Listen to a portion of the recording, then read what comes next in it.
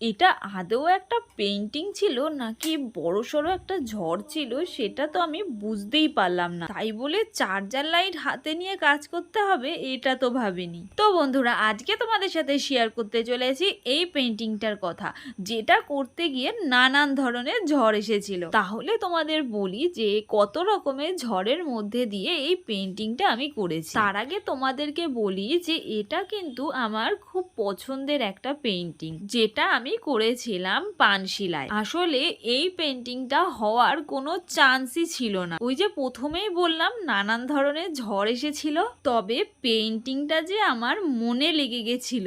কারণ wall painting এর ক্ষেত্রে আমি তো ছোট ছোট পাখি অনেকই করেছিলাম, তবে এত বড় পাখির অর্ডার পেয়েছিলাম এই প্রথমবার। তাও আবার এই ছবিটা আমি নিজেই দিয়েছিলাম।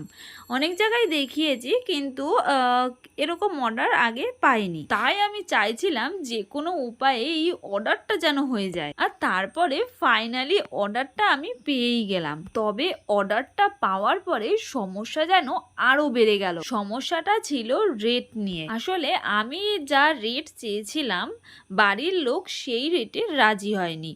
এবার মাঝখানে মিস্ত্রি ছিল, মানে যিনি আমাদের অর্ডারটা দিয়েছেন, তো উনি আমাদের বলেছেন যে এই রেটে ওনারা রাজি আছে। তো আমরা সেই ভেবে সেখানে গেছিলাম। আসলে যেই ডিজাইনটা ছিল সেটা ছিল একটা ফটোগ্রাফি। আর সেটাকে যখন আঁকা হবে, মানে একদম রিয়েলিস্টিকভাবে আঁকতে হবে, সেই কারণে আমি সেই আন্দাজে একটা রেট বলেছিলাম।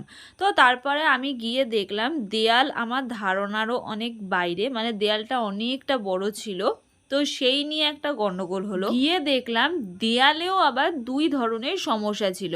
প্রথমত তো দেয়ালে যেই কালারটা ছিল সেটা আমার যেই পেন্টিংটা হবে সেটার ব্যাকগ্রাউন্ডের সাথে একদমই ম্যাচ খাচ্ছিল না, মানে পাখির সাথে পুরো মিলে যাচ্ছিল। মানে আমাকে ব্যাকগ্রাউন্ডের কালারটা চেঞ্জ করতেই হতো।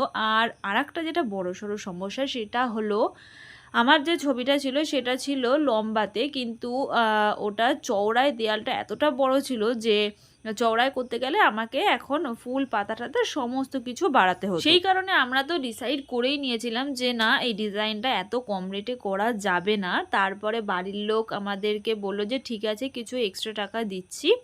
তো তারপরে আমরা ভাবলাম যে চলো, কাজের ব্যাপার, কাজ না করলে মা লক্ষ্মী হয়তো রাগ করবে। তো সেই কারণে আমি না বললাম না। তো এর মধ্যে আবার মিস্ত্রির সাথেও ঝামেলা হয়ে গেল, মিস্ত্রির ঝামেলা করে চলে গেল।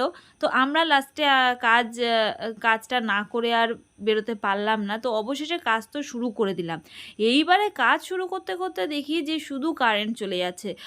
তো এবার কারেন্ট তো চলে যাচ্ছে, তারপরে চারিদিকটা এতটা অন্ধকার হয়ে গেছিলো, মানে সেই মুহূর্তে এত পরিমাণে বৃষ্টি নামছিল।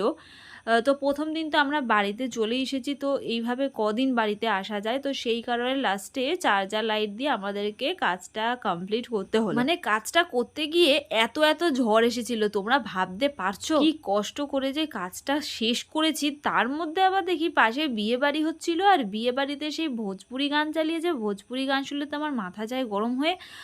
তো এইভাবে আমার কাজটা কমপ্লিট করতে হলো। তোমরা তো সবই শুনলে যে কতটা কষ্ট করে আমি কাজটাকে কমপ্লিট করতে পেরেছি। তো তোমরা কিন্তু অবশ্যই আমাকে কমেন্ট করে জানিও যে আজকের কাজটা কেমন হয়েছে। আজ এখানেই শেষ করলাম, দেখা হবে নেক্সট ভিডিও।